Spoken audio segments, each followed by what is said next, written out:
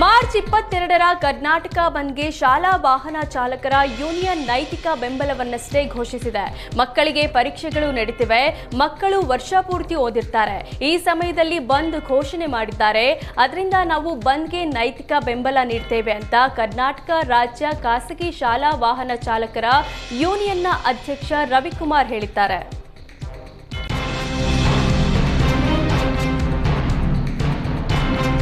March 22ರ Karnataka bandh ಸಂಬಂಧ ಸಾರಿಗೆ ಸಚಿವ ರಾಮಲಿಂಗಾರೆಡ್ಡಿ ಪ್ರತಿಕ್ರಿಯೆ ನೀಡಿದ್ದಾರೆ.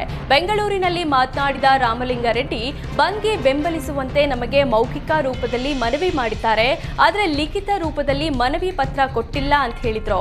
ಹೋರಾಟಗಾರರ ಬೇಡಿಕೆಗಳು ರಾಜ್ಯದ ಪರವಾಗಿಯೇ ಇದೆ. ರಾಜ್ಯಕ್ಕೆ ಅನ್ಯಾಯ ಆಗಿರೋದಕ್ಕೆ ಹೋರಾಟ ಮಾಡ್ತಿದ್ದಾರೆ. ವಾಟಾಳ್ ನಾಗರಾಜ್ ಹೋರಾಟದ ಬಗ್ಗೆ ಗೌರವವಿದೆ. ವಾಟಾಳ್ ನಾಗರಾಜ್ ಹಾಗೂ ಕಾಳಜಿ ಬಗ್ಗೆಯೂ ನಮಗೆ ಗೌರವವಿದೆ ಅಂತ ಸಾರಿಗೆ ಸಚಿವ ರಾಮಲಿಂಗಾರೆಡ್ಡಿ ಹೇಳಿದರು.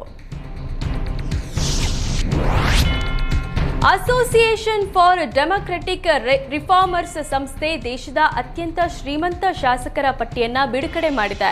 ಈ ಪೈಕಿ ಕರ್ನಾಟಕದ 4 ಶಾಸಕರು ಶ್ರೀಮಂತ ಶಾಸಕರ ಪಟ್ಟಿಯಲ್ಲಿ ಸ್ಥಾನ ಗಿಟ್ಟಿಸಿಕೊಂಡಿದ್ದಾರೆ. ಮುಂಬೈನ ಬಿಜೆಪಿ ಶಾಸಕ ಪರಾಗ್ ಶಾ ಭಾರತದ ಅತ್ಯಂತ ಶ್ರೀಮಂತ ಶಾಸಕರಾಗಿದ್ದು 3,400 ಕೋಟಿ ರೂಪಾಯಿ ಆಸ್ತಿಯನ್ನು ಹೊಂದಿದ್ದಾರೆ. 2ನೇ ಸ್ಥಾನದಲ್ಲಿ ಕರ್ನಾಟಕದ ಡಿಸಿಎಂ ಕನಕಪುರದ ಶಾಸಕ ಡಿಕೆ ಶಿವಕುಮಾರ್ ಸ್ಥಾನ ಪಡೆದಿದ್ದು, ಡಿಕೆಶಿ ಬಳಿ ಬರೋಬ್ಬರಿ 1,413 ಕೋಟಿ ರೂಪಾಯಿ ಆಸ್ತಿ ಇದೆ. 3ನೇ ಸ್ಥಾನದಲ್ಲೂ ಕರ್ನಾಟಕದ ಪಕ್ಷೇತರ ಶಾಸಕ ಪುಟ್ಟಸ್ವಾಮಿ ಗೌಡ ಸ್ಥಾನ ಪಡೆದಿದ್ದು 1,267 ಕೋಟಿ ಆಸ್ತಿ ಹೊಂದಿದ್ದಾರೆ. 4ನೇ ಸ್ಥಾನದಲ್ಲಿ ಗೋವಿಂದರಾಜನಗರ ಕಾಂಗ್ರೆಸ್ ಶಾಸಕ ಪ್ರಿಯಾಕೃಷ್ಣ ಇದ್ದು, ಪ್ರಿಯಾಕೃಷ್ಣ ಬಳಿ 1,156 ಕೋಟಿ ಆಸ್ತಿ ಇದೆ.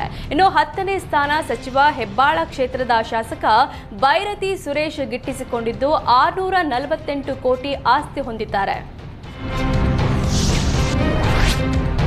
ಮಂಡ್ಯದವರು ಛತ್ರಿಗಳು ಎಂಬ ಡಿಸಿಎಂ ಡಿಕೆ ಶಿವಕುಮಾರ್ ಹೇಳಿಕೆಗೆ ಭಾರಿ ಆಕ್ರೋಶ ವ್ಯಕ್ತವಾಗ್ತಿದೆ. ಡಿಕೆಶಿ ಮಂಡ್ಯ ಜನತೆಗೆ ಅಪಮಾನ ಮಾಡಿದ್ದಾರೆ. ಮಂಡ್ಯ ಜನರ ಭಿಕ್ಷೆಯಿಂದ ಕಾಂಗ್ರೆಸ್ಗೆ ಅಧಿಕಾರ ಸಿಕ್ಕಿದೆ. 7ರಲ್ಲಿ 5 ಕ್ಷೇತ್ರಗಳು ಕಾಂಗ್ರೆಸ್ ಶಾಸಕರು ಆಯ್ಕೆಯಾಗಿದ್ದಾರೆ ಅಂತ ಸಾಮಾಜಿಕ ಜಾಲತಾಣಗಳಲ್ಲಿ ಡಿಕೆಶಿ ವಿರುದ್ಧ ಮಂಡ್ಯ ಜನ ತೀವ್ರ ಆಕ್ರೋಶ ಹೊರಹಾಕಿದ್ದಾರೆ. ಅಧಿಕಾರಕ್ಕಾಗಿ ಮಂಡ್ಯ ಜನರ ಬಳಿ ಬಂದು ಪೆನ್ ಪೇಪರ್ ಕೊಡಿ ಅಂತ ಅಂಗಲಾಚಿಸಿದ್ದು ಡಿಕೆಶಿಗೆ ಮರೆತು ಹೋಯ್ತಾ? ಮಂಡ್ಯದವರು ಸಿಎಂ ಆಗಿದ್ದಾಗ ಅವರ ಕಾಲಿಗೆ ಬಿದ್ದು ಬೆಳೆದಿದ್ದು ಡಿಕೆಶಿ ಮರೆತಿದ್ದಾರಾ? ಅತಿ ಹೆಚ್ಚು ಕನ್ನಡ ಮಾತನಾಡುವ ಜಿಲ್ಲೆ, ಜನರಿಗೆ ಅವಮಾನ ಮಾಡಿದ್ದೀರಿ. ಈ ಮೂಲಕ ಮಂಡ್ಯ ಜನತೆಗೆ ಯುಗಾದಿ ಬೋನಸ್ ಕೊಟ್ಟಿದ್ದೀರಿ ಅಂತ ಸಾಲು ಸಾಲು ಪೋಸ್ಟ್ ಹಾಕಿ ಜನ ಆಕ್ರೋಶ ಹೊರಹಾಕಿದ್ದಾರೆ. ಕೂಡಲೇ ಮಂಡ್ಯ ಜನತೆಗೆ ಡಿಕೆಶಿ ಕ್ಷಮೆ ಯಾಚಿಸಬೇಕು, ಇಲ್ಲದಿದ್ದರೆ ಡಿಕೆಶಿ ಮಂಡ್ಯಕ್ಕೆ ಬಂದ್ರೆ ಕಪ್ಪು ಬಾವುಟ ಪ್ರದರ್ಶನ ಮಾಡ್ತೇವೆ ಅಂತ ಸೋಷಿಯಲ್ ಮೀಡಿಯಾದಲ್ಲಿ ಜನ ಎಚ್ಚರಿಕೆ ನೀಡಿದ್ದಾರೆ.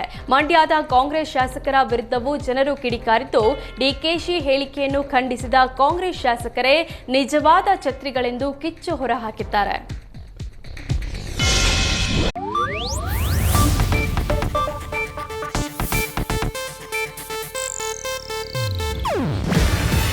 ಇದು ಏಷ್ಯಾನೆಟ್ ನ್ಯೂಸ್ ನೆಟ್ವರ್ಕ್ ಪ್ರಸ್ತುತಿ. ನೀವು ನೋಡ್ತಿದ್ದೀರಾ ಏಷ್ಯಾನೆಟ್ ಸುವರ್ಣ ನ್ಯೂಸ್.